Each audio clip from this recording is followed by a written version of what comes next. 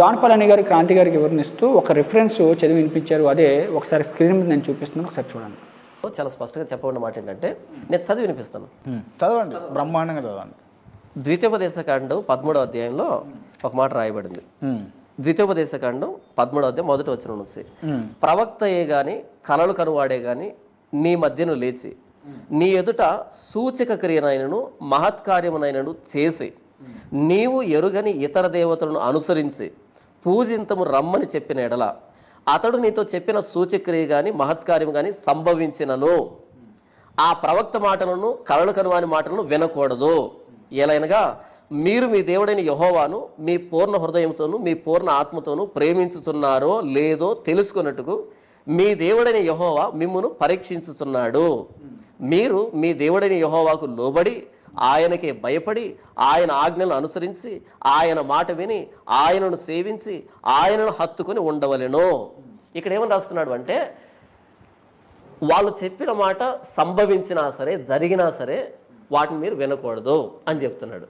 ఎందుకు అనంటే, బైబిల్ దేవుణ్ణి మాత్రమే పరిచయం చేయలే, అపవాది సాతాను అనేటువంటి. చూసారు కదండి, నేను కూడా ఒకసారి చదువుతాను, చాలా జాగ్రత్తగా వినండి. అక్కడ రాయబడినటువంటి మాటలు ఏంటంటే, ప్రవక్తయే కానీ కలలో కనువాడు కానీ నీ మధ్య లేచి నీ ఎదుట సూచక క్రియ అయినను మహత్యకార్యమైనను చేసి నీవు ఎరుగుని ఇతర దేవతలను అనుసరించి పూజించుతము రమ్మని చెప్పిన ఎడల అతడు నీతో చెప్పిన సూచక క్రియ కానీ మహత్యకార్యం కానీ సంభవించినను ఆ ప్రవక్త మాటలను కలలు కనువాని మాటలను వినకూడదు. యాలయనగా మీరు మీ దేవుడైన యెహోవాను మీ పూర్ణ హృదయముతోను మీ పూర్ణ ఆత్మతోను ప్రేమించుచున్నారో లేదో తెలుసుకున్నట్టుకు మీ దేవుడైన యెహోవా మిమ్మల్ని పరీక్షించుచున్నాడు.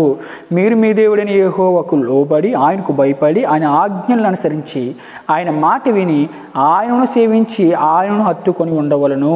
అంటే ఈ మాటకు అర్థం ఏంటి అంటే, జాన్ పాల్ గారు ఇచ్చినటువంటి అర్థం ఏంటి అంటే, ఒకవేళ ఆ మహత్య కార్యములు అనేవి సూచక్రియలు అనేవి ఒకవేళ నిరూపించబడిన మీరు అలా నిలబడతారో లేదో మళ్ళీ అటువైపు తొలగిపోతారేమో అని ఒక ఉద్దేశంతో ఒకవేళ కళలు కానివాడు కానివచ్చు, ప్రవక్తలు కానివచ్చు, మహత్య కార్యములు కానివచ్చు, ఇలాంటివి మీ ముందు సూచక్రియలుగా జరిగినప్పటికీ కూడా మీరు మారిపోకూడదు అని చెప్పాడు. ఏమండి, ఈ వాక్యం వినిపించిన తర్వాత ఎవరైనా సరే ఏమనుకుంటారు అంటే, ఎలాంటి కార్యక్రమాలు జరిగినా సరే అవును మనం క్లిష్టంగా దేవుని పక్షాన్ని ధైర్యంగా ఉండాలి అనుకుంటారు కదా, అవును కదా, అలాగే కదా అనుకుంటారు. కానీ వెంటనే జాన్ పాల్ గారు ఏం మాట్లాడారు ఒకసారి చూడండి. మణికంఠ స్వామి ఉన్నారు అని చెప్పేసి నిరూపిస్తే మీరు మళ్ళా కన్వర్ట్ అవుతారా? నిరూపిస్తే మిమ్మల్ని సంతృప్తి చేస్తే ఖచ్చితంగా మారుతాను. ఖచ్చితంగా మారుతాను. ఒకవేళ ఉన్నారని నిరూపిస్తే నువ్వు నమ్ముతావా, నువ్వు మారిపోతావు అంటే ఎస్ నేను నమ్ముతాను మారిపోతాను అంటున్నాడు. ఇప్పుడు అంతకుముందు ఏమని చదివించాడు, అలాంటి ఒకవేళ ఉన్నాయి అని రుజువులు అయినప్పటికీ కూడా మీరేం చేయకూడదు, నమ్మకూడదు, తిరిగిపోకూడదు. మీ దేవుని మీరు పూర్ణ హృదయంతో ప్రేమిస్తున్నారో లేదో విశ్వసిస్తున్నారో, దేవుని నిజంగా ఆధ్యాత్మికంగా అట్టుకున్నారో లేదంటే లోకానుసారంగా ఉన్నారో లేదో మిమ్మల్ని పరీక్షించడానికి అని చదివినటువంటి అన్నయ్య వాక్యం మళ్ళీ వెంటనే రాముడు లేదంటే మణికంఠుడు ఉన్నాడని ఒకవేళ నిరూపిస్తే మీరు మళ్ళీ మారిపోతారంటే మారిపోతానంటున్నాడు. అర్థమవుతుందా మీకు?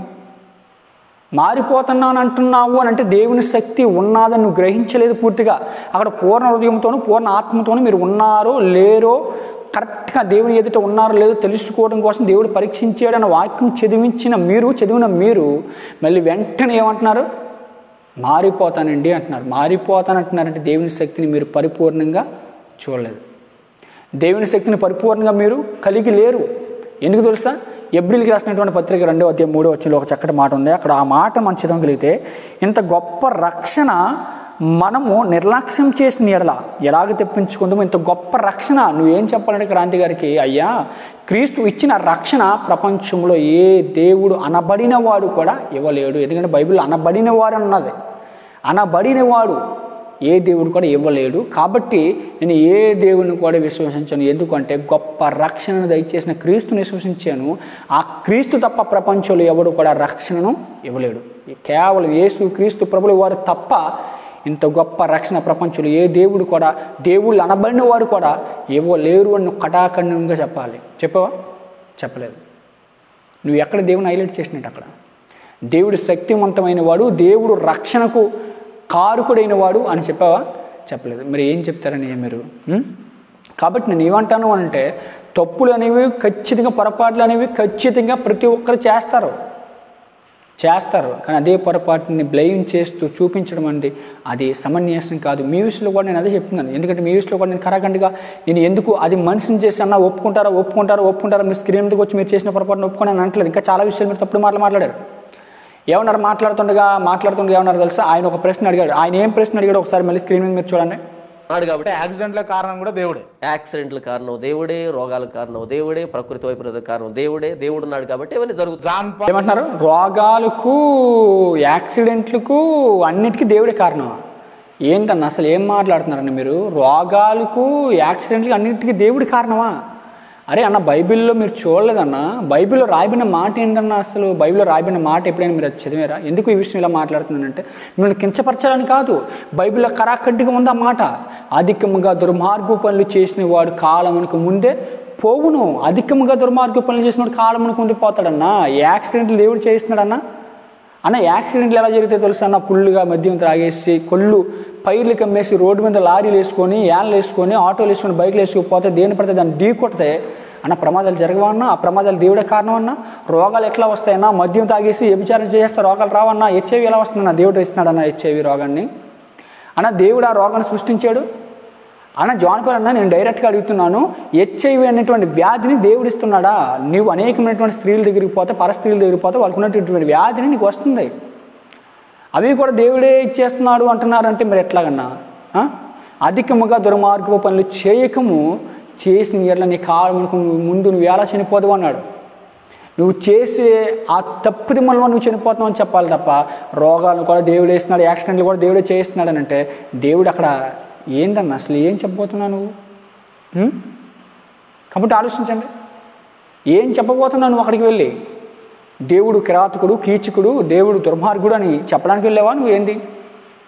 నువ్వు చేసిన దుర్మార్గ పనుల వల్ల కాలం ముందు నువ్వు వెళ్ళిపోతున్నావు, చనిపోతున్నావు. ఆ విషయాన్ని చెప్పకుండా నువ్వేం చెప్పావు? దేవుడే చేయిస్తున్నాడు యాక్సిడెంట్లు, దేవుడే ఇస్తున్నాడు రోగాలు అంటే హెచ్ఐవి రోగం కానివచ్చు, త్రాగుబోతులకి లివర్ ప్రాబ్లమ్స్ కానివచ్చు, ఇవన్నీ కూడా దేవుడు ఇస్తున్నాడా? అదే నువ్వు చెప్పబోతున్నావు అక్కడికి వెళ్ళి. ఏంటి పానపరాకులు వేసుకుంటారు, స్మోకింగ్ చేస్తారు, వీళ్ళందరికీ ఏమండి అవన్నీ పాడైపోతాయి, ఊపిరితిత్తులు అయి పాడైపోతూ ఉంటాయి, బాడీలో కొన్ని పార్ట్స్ తినేస్తూ ఉంటాయి.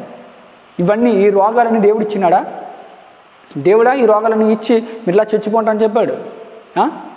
పాత్ర మన గ్రంథంలో తెగుళ్ళు ఇచ్చాడు. ఎందుకు? దేవుడు మహిమపరచబడడం కోసం ఐగుప్తు దేశంలో కొన్ని తెగుళ్ళు ఏర్పరిచాడు. ఎందుకు ఆ తెగుళ్ళు ఏర్పరిచాడు? దేవుడు మహిమపరచబడాలి. అలాంటి తెగుళ్ళు చూసి ఐగుప్తు దేశంలో ఉన్నటువంటి ఆ ఫరో అన్నవాడు ఒకటి దేవుడి ప్రజలను వదిలేయాలి, దేవుని ప్రజలను మోసేకి అప్పగించాలి, అప్పగించిన తర్వాత వాళ్ళు వెళ్ళిపోవాలి అనే విధంగా మోసే ద్వారా తెగులను కొన్నింటిని వారికి ఇచ్చాడు, వారికి ఆపాదించాడు. అలాగ చేసినప్పుడు కూడా ఫరో మనసు కఠినం అయిపోయేది. కఠినం అవ్వటం కోసం, కఠినం అయిపోవడం కోసం ఆ విధంగా అక్కడ దేవుడి యొక్క సూచక్రియలు, అద్భుత కార్యాలు జరగడం కోసం జరిగినటువంటి కార్యక్రమాలు అవి. ఒకళ్ళు దాన్ని ఆపాదించుకుంటాయేమో అని చెప్తున్నాను. ఏంటి? అలాగే మరొక మాట మాట్లాడారు చూడండి ఒకసారి. జాన్పాల్ గారు ఏం మాట మాట్లాడాడు? 9 సంవత్సరాలు ఉన్నటువంటి వ్యక్తి 98వ సంవత్సరం దాకా పాపాలు చేసి నీలాంటోళ్ళను నాలాంటోళ్ళను చంపి అమ్మాయిలను మానభంగం చేసి రేపులు చేసి జైలు ఖైదు అనుభవించి 99 సంవత్సరంలో ఇంకో సంవత్సరం అయితే చచ్చిపోతాడు అనుకో, అది వేరే విషయం. సో అప్పుడు దేవా నేను నిన్ను నమ్ముతున్నా, నన్ను పరిశుద్ధుని చెయ్యి, నీ రక్త చుప్పలు నా పైన కురిపించు అనగానే పరిశుద్ధుడైపోయి పరమాత్మలో కలిసిపోతాడేనే. ఓకే, మీరు చాలా దూరం అడిగారు కానీ నేను చాలా దగ్గరగా చెప్తాను. చెప్పండి. యేసు ప్రభు సిలువ వేయబడ్డాడు. ఆయన కుడి వైపున ఒక దొంగని, ఎడమ వైపు ఒక దొంగని సిలువ వేశారు. కొన్ని గంటల్లో చనిపోయేటువంటి సమయం వాళ్ళది. కొన్ని గంటల్లో. మీరేమన్నారు అంటే ఒక సంవత్సరం అన్నారు, సంవత్సరం ముందు అన్నారు, అది చాలా దూరం. కొన్ని గంటల్లో చనిపోతున్నాడు. అప్పుడు ఒక దొంగ, యేసు ప్రభు వైపునాడు దొంగ ఏమన్నా అంటే, యేసు ప్రభువా మేము బందిపోటు దొంగలమే, మేము అల్లరి చేసిన వాళ్ళమే, ప్రభుత్వానికి వ్యతిరేకంగా సమాజానికి వ్యతిరేకంగా బ్రతికిన వాళ్ళమే, మాకు ఈ సిలువ శిక్ష అన్నది న్యాయమే, మాకు ఈ సిలువ శిక్ష న్యాయమే, అయితే నీకు ఇది న్యాయం కాదు. యేసు ప్రభువా నీవు నీ రాజ్యంలోనికి వచ్చినప్పుడు నన్ను జ్ఞాపకం చేసుకో అన్నాడు. నీవు నీ రాజ్యంలోనికి వచ్చినప్పుడు నన్ను జ్ఞాపకం చేసుకో. ఎందుకంటే యేసు ప్రభు ఆ పిలాతు ఎదురుగా అన్నాడు, నా రాజ్యం ఇహలోక సంబంధమైనది కాదు, నాది పరసంబంధమైన రాజ్యం అన్నాడు. పరసంబంధమైన రాజ్యం అంటే ఆయన పరలోక అధిపతి అని అర్థం, అంటే నేను దేవుణ్ణి అని చెప్పాడు. అయితే ఈ దొంగ దాన్ని జ్ఞాపకం చేసుకొని, యేసు ప్రభువా నీవు నీ రాజ్యంలోనికి వచ్చినప్పుడు కాసేపులో మరణిస్తాం, అందరూ మరణిస్తాం, అయితే నీవు నీ రాజ్యానికి వస్తావు, నీవు అధిపతి, పరలోక అధిపతివి, మేము నరకానికి వెళ్ళేవాళ్ళం. అయితే నన్ను జ్ఞాపకం చేసుకొని మొరపెట్టాడు. యేసు ప్రభు అన్నాడు, నేడు నీవు నాతో కూడా పరదేశిలో ఉండు అని యేసు ప్రభు ఆయన పరదేశికి తీసుకుని వెళ్ళాడు. అంటే అంటే దేవుని దగ్గర, యేసు ప్రభు దగ్గర తీసుకుని వెళ్ళాడు. అంటే 1 సంవత్సరం తర్వాత కాదు, చనిపోయే గంటల ముందైనా సరే నిజంగా మారు మనసు పొంది, నేను పాపినే అని ఒప్పుకొని నిజంగా మారు మనసు, పశ్చాత్తాపం ద్వారా మారు మనసు పొంది. పశ్చాత్తాపం అంటే ఏందన్నా? పశ్చాత్తాపం అంటే చెప్తాను, ఒక నిమిషం నేను అడుగుతాను మిమ్మల్ని. ఉన్నట్టుండి ఇంటర్వ్యూలో క్యాన్సిల్ చేసి మిమ్మల్ని పడేయాలని ఒకటి కొట్టిన అనుకో, అవును, ఒక 10-20 నిమిషాల తర్వాత ఒక మానవునిగా, ఏ దేవుని నమ్మినా నమ్మకపోయినా ఒక మానవునిగా, మానవత్వం ఉన్నటువంటి వ్యక్తిగా, అనవసరంగా కొట్టినా అది పద్ధతి కాదేమో అని అనిపిస్తుంది. ఇది కూడా రకమైన పశ్చాత్తాపమే కదా? ఖచ్చితంగా రియలైజేషన్. అవును కదా? అవును. ఇప్పుడు దేవుడు నన్ను క్షమించినట్టేనా అన్నా? నిజంగా మీరు పశ్చాత్తాపడితే క్షమిస్తాడన్నా. నేను దేవుడు ఏ దేవుని మొక్కలే, అసలు నేను పశ్చాత్తాప దేవుడు అనే ప్రస్తావన లేకుండా, ప్రభు అయిన యేసుక్రీస్తు ప్రస్తావన లేకుండా, ఆయన దగ్గర క్షమాపణ అడగకుండా మీరు ఎంత రియలైజేషన్ అయినా అది పాపమే. ప్రభువుని అడిగితేనే పాపం పోతుంది. అవును, ప్రభువుని అడిగితేనే. ఎందుకంటే నేను దేవుని స్వరూపాన్ని, మీరు నన్ను కొట్టారు అన్నప్పుడు దేవుని స్వరూపాన్ని కొట్టారు. మీరు పొరుగువాడిని హింసించకూడదు అనేటువంటి ఆజ్ఞను అతిక్రమించేశారు మీకు తెలియకుండానే. పొరుగువాడిని హింసించకూడదు, హాని చేయకూడదు అనేటువంటి ఆజ్ఞను అతిక్రమించేశారు మీకు తెలియకుండానే. అది పాపమే. అయితే ప్రభు దగ్గరకు వచ్చి, ప్రభు నేను పలానా వ్యక్తిని చేయి చేసుకున్నాను, క్షమించు అంటే అది క్షమాపణ ఉంది.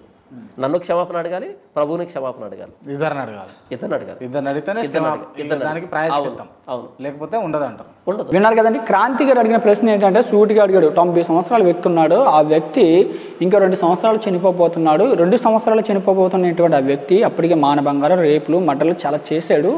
ఆ 2 సంవత్సరాలు చనిపోబోతున్నటువంటి ఆ వ్యక్తి ప్రభు దగ్గరికి వెళ్ళి, ప్రభువా నన్ను క్షమించు అంటే దేవుడు క్షమిస్తాడా అని అడిగాడు. అప్పటికి ఏమంటున్నారు మన జాన్ పాల్ అన్న గారు, మీరు లాంగ్ టర్మ్ తీసుకోవద్దని, 2 ఇయర్స్ అవసరం లేదు, మిమ్మల్ని షార్ట్ టైంలోకి తీసుకుంటాను, షార్ట్ టైంలో తీసుకుని మీకు నేను వివరిస్తాను. అది ఏంటి అని అంటే, సిలువులో యేసుక్రీస్తు ప్రభువు వారు మరణించినప్పుడు అక్కడ దొంగ ఉంటాడు కదా, ఆ దొంగ విషయంలో దొంగ కూడా సేమ్ ఇదే విధంగా పశ్చాత్తాపం పొందాడు. పశ్చాత్తాపం, హృదయపూర్వకంగా పశ్చాత్తాపం ఒకవేళ పొందితే ఖచ్చితంగా దేవుడు క్షమిస్తాడు అని చెబుతున్నప్పుడు, అయితే నేను ఉన్న పాటు నిన్ను ఒక చెంపదప్ప కొట్టిన తర్వాత ఒక 10 నిమిషాలు నేను రియలైజ్ అయిపోయాను, అరే ఎందుకు కొట్టాను రా, అరే కొట్టడం పద్ధతి కాదు అని చెప్పేసి రియలైజ్ అయిపోయాను. ఇప్పుడు దేవుడు నన్ను క్షమిస్తాడా అని అడిగాడు వెంటనే. ఇప్పుడు దేవుడు నన్ను క్షమిస్తాడా అని వెంటనే అడిగినప్పుడు జాన్ పాల్ అన్న ఏం చెప్తున్నారు అని అంటే, జాన్ పాల్ అన్న గారు చెప్పే సమాధానం చూడండి ఎలా ఉందో. అయితే మీరు హృదయపూర్వకంగా ఒకవేళ పశ్చాత్తాపం పడితే, హృదయపూర్వకంగా మీరు ఒకవేళ పశ్చాత్తాపం పడితే మిమ్మల్ని దేవుడు క్షమిస్తాడు. ఫస్ట్ దేవుడు క్షమిస్తాడు, అతను నన్ను కూడా మీరు క్షమాపణ అడుక్కోవాలి అంటున్నాడు. నేను కూడా మిమ్మల్ని క్షమించాలి అంటున్నాడు. అంటే ఏ విధంగా మీరు దాన్ని అర్థవంతంగా ఆయన చెప్తున్నారు అని అంటే, అక్కడ సిలువులో దొంగ కానివచ్చు, లేదంటే 90 సంవత్సరాలు అయినటువంటి అక్కడ ఆ వ్యక్తి కానివచ్చు, వీళ్ళిద్దరూ కూడా ఏం చేయాలంట, ఫస్ట్ ఎవరి పట్ల అయితే నేరాలు చేశారంటే అవతల వ్యక్తి తప్పు లేకపోయినా, అవతల వ్యక్తి యొక్క నేరం లేకపోయినా వాళ్ళ పట్ల మీరు ఇలా ప్రవర్తించారు కాబట్టి నువ్వు దేవుణ్ణి క్షమించమని అడగాలి, నెక్స్ట్ ఆ వ్యక్తిని కూడా క్షమించమని అడగాలంట. ఇప్పుడు ఒక విషయం నేను స్ట్రైట్ ఫార్వర్డ్గా అడుగుతున్నానండి.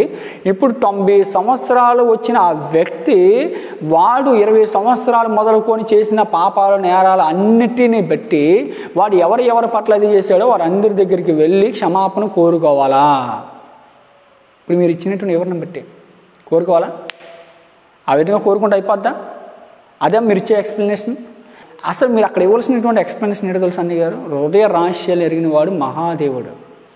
నువ్వు 2 సంవత్సరాల్లో నా చేసిన తప్పులన్నిటినీ దేవా నువ్వు క్షమిస్తే నేను మారిపోతాను, లేదా నాకు పరలోకిస్తావు అని ఈ దేవుని కూడా స్క్రిప్ట్ కాదు. దేవుడు ఆ యొక్క హృదయాలను ఎరుగుతాడు.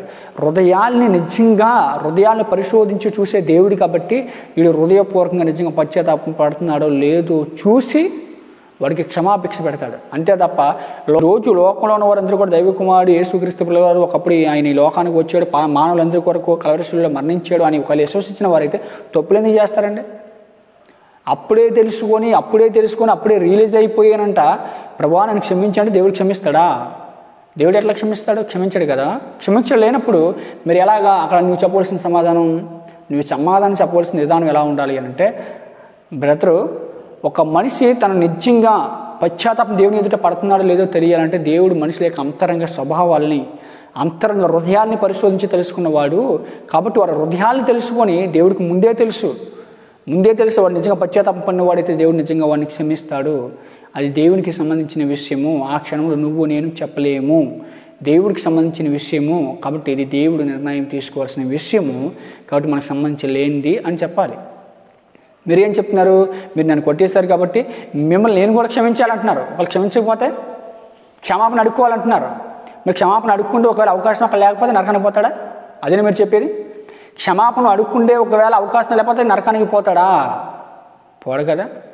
కాబట్టి ఆలోచించండి. ఇలాంటి విషయాలు, చాలా విషయాలు ఏమండి, అన్నీ గారు చాలా విషయాలు మాట్లాడారు. మరొక విషయం కూడా మీకు నేను స్క్రీన్ మీద చూపిస్తాను, అది కూడా చూడండి. స్వభావ సిద్ధంగా పుట్టుకతోనే పాపి అని వ్రాయబడింది. నేను పాపంలో పుట్టినవాడును, పాపంలోనే నా తల్లి నన్ను గర్భోధరించిన భక్తుడు అంటాడు. ఇలా ఏంటంటే ఏ భేదం లేదు, అందరూ పాపం చేసి దేవుడు అనుగ్రహించే మహిళను పొందలేకపోతున్నా అని చెప్పబడింది. మీరు పాప? మీరు పాప? 100% పాపిని. మీరు పాపలే? పాపినే. రైట్. దేవుడు ఉన్నాడా? అందులో డౌట్ లేదన్న. దేవుడు ఉన్నాడు. ప్రభు అయిన యేసుక్రీస్తు నిజమైన దేవుడు, ఆయన ఉన్నాడు.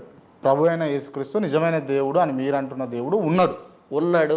జాన్ పాలు, మణికంఠ స్వామిగా ఉన్న జాన్ పాలు ఇవాళ జాన్ పాలుగా ఉన్నాడు. అవును. ఆ కన్వర్షన్ జరిగింది. అవును. సో నేనేమంటున్నా అంటే, మిమ్మల్ని ఆ దేవుడు ఉండుంటే ఫస్ట్ పాపిగా పుట్టించొద్దు, ఫస్ట్ థింగ్. సెకండ్ థింగ్ ఏంటంటే, మిమ్మల్ని ఈ హిందూ కమ్యూనిటీలో పుట్టించొద్దు. దాని తర్వాత మిమ్మల్ని కన్వర్షన్ అయ్యేదాకా వెయిట్ చెప్పొద్దు. ఇక్కడ దేవుడు నన్ను పాపిగా పుట్టించలే. దేవుడు నన్ను పాపిగా పుట్టించలే. పరిశుద్ధులా మీరు? చెప్తాను, అక్కడికే వస్తున్నాను. మొట్టమొదట దేవుడు మానవుడిని చేసినప్పుడు యథార్థవంతుడిగా చేశాడు, పరిశుద్ధుడిగా చేశాడు. ఏదైనా చూస్తారు కదండి, ఏమంటున్నారంటే నేను పుట్టుకతో పాపని అంటున్నారు. ఎవరు? John Paul. నేను పుట్టుకతో పాపని అని అంటే ఆయన ఏమంటున్నారు? క్రాంతి గారు, మీరు పుట్టుకతో పాప అయినప్పుడు మిమ్మల్ని పుట్టించడం ఎందుకు, మళ్ళీ నరకానికి పంపించడం ఎందుకంటే, అలా కాదు, దేవుడు నరులను యథార్థవంతులుగా పుట్టించాడు అంటున్నాడు. మళ్ళీ చూస్తారా, ఫస్ట్ నేను పుట్టుకతో పాపిని అని స్టేట్మెంట్ ఇవ్వడం ఎందుకు, మళ్ళీ ఆయన అడిగిన తర్వాత వెంటనే దేవుడు నరులను యథార్థవంతులుగా పుట్టించాడు, దేవుడు నరులను యథార్థవంతులుగా పుట్టించాడు, ఆజ్ఞ అతిక్రమమే పాపం, ఆ ఆజ్ఞ అతిక్రమం మొట్టమొదటైనటువంటి ఆదిమానుడు అతిక్రమించాడు కాబట్టి పాపం అనేది ప్రవేశించింది. ఈ ఎక్స్ప్లెనేషన్ అంత అవసరం లేదు కదా. ఆయన అడిగిన దానికి మొట్టమొదటిగా నువ్వు స్ట్రైట్ ఫార్వర్డ్ ఎక్స్ప్లెనేషన్ చేయాలి. అంటే ఆయన అలా మాట్లాడితే అలాగే, ఇలా మాట్లాడితే ఇలాగా నువ్వు మాట్లాడుకుంటూ ఆ యొక్క వేదిక మీదకి వచ్చావు. అయితే నేను ఏమంటున్నాను అంటే, అన్నగారు ఒకటి జాగ్రత్తగా వినండి. ఏంటంటే, ఈ వీడియోని వాచ్ చేస్తున్న వారు కూడా చాలా జాగ్రత్తగా వినండి. ఒక ఎదుటి సహోదరుడి దగ్గరికి వెళ్ళి నువ్వు ఇంటర్వ్యూ ఇస్తున్నప్పుడు వాడు మాట్లాడుతున్నటువంటి ప్రతి మాటకు నువ్వు సమాధానం ఇవ్వాలని కాన్సెప్ట్లో ఉంటావు తప్ప, ఆ క్షణంలో ఆ టైంలో ఫ్లోలో నీకు ఏది వస్తే అది మాట్లాడతావు తప్ప, కరెక్ట్గా మనిషిని చేసి వాడికి చెప్పాలన్న ఆలోచన ఖచ్చితంగా ఉండదు. ఇది క్రైస్తవ సమాజం గుర్తించాలి. అది ఎవరు చేసినా సరే పొరపాటు. గతంలో ఒకవేళ విజయప్రసాద్ రెడ్డి చేసినా, ఇప్పుడు ఈ జాన్ పాల్ చేసినా, ఎవరిని కూడా మనం స్క్రీన్ ప్లే చేసి నువ్వు ఇలాగన్నావు అని మనం 1-10 సార్లు అది రీప్లే చేయవలసిన అవసరం లేదండి. అర్థమవుతుందా? ఎందుకు రీప్లే చేయవలసిన అవసరం లేదు అని అంటే, ఆ క్షణంలో నువ్వు కూర్చునే సరే అలాగే మాట్లాడతావు, ఆ క్షణంలో వేరొక వ్యక్తులు కూర్చుని అలాగే మాట్లాడతాడు. కాబట్టి ఆలోచించండి, ప్రతి విషయంలోనూ ఆలోచించండి. అది ఆయన చేశాడో ఈయన చేశాడని కాదు, ఆలోచించే సంమర్యాదగా ముందుకు వెళ్తే అందరూ కూడా ప్రేమతో ముందుకు వెళ్తారండి.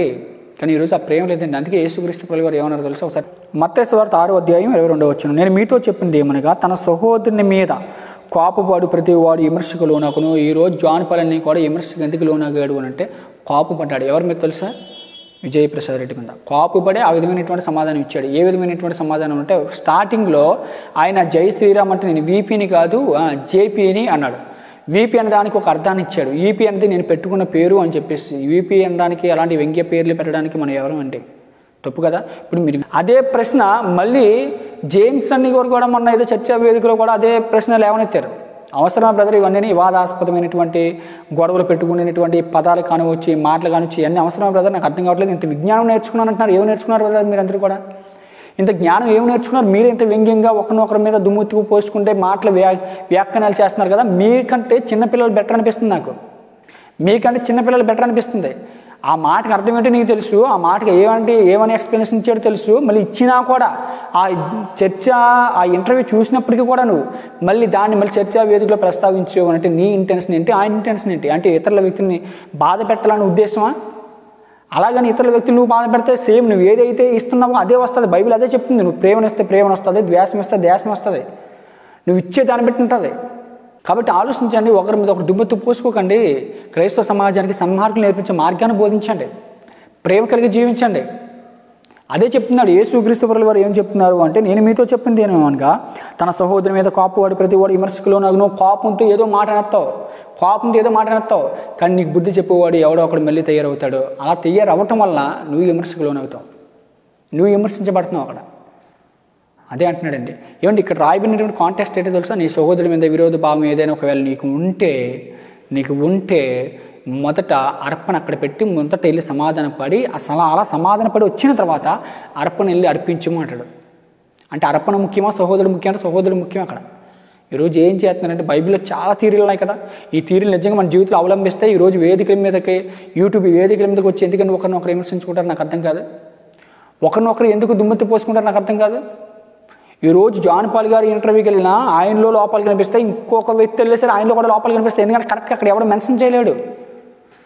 ఆయన అడిగే ప్రశ్నలు కరెక్ట్గా మెన్షన్ చేయలేరు. ఎందుకు మెన్షన్ చేయలేరు అని అంటే బైబిల్ గ్రంథంలో ఒక మాట ఉంది. ఏంటో తెలుసా మాట? బైబిల్ గ్రంథంలో ఏతు అడుగు ప్రతి వానికి సాత్వికత సమాధానం చెప్పు అని అంటే బైబిల్లో ఉన్నటువంటి విషయాలకి సమాధానం ఖచ్చితంగా ప్రతి క్రైస్తవుడు చెప్తాడు అడిగితే.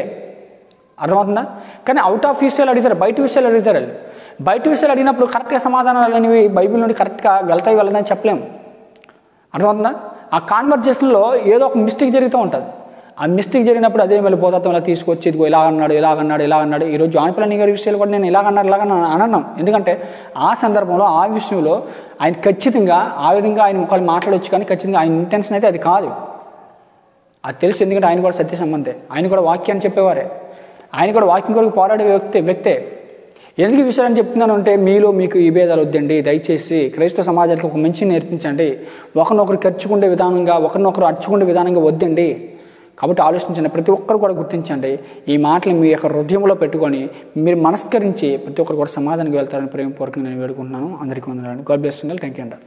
మరెన్నో వీడియోస్ కోసం మా ఛానల్ని సబ్స్క్రైబ్ చేసి ఏ ఒక్క వీడియోని మిస్ కాకుండా చూడాలంటే పక్కనే ఉన్న బెల్ ఐకాన్ని యాక్టివేట్ చేసుకోండి.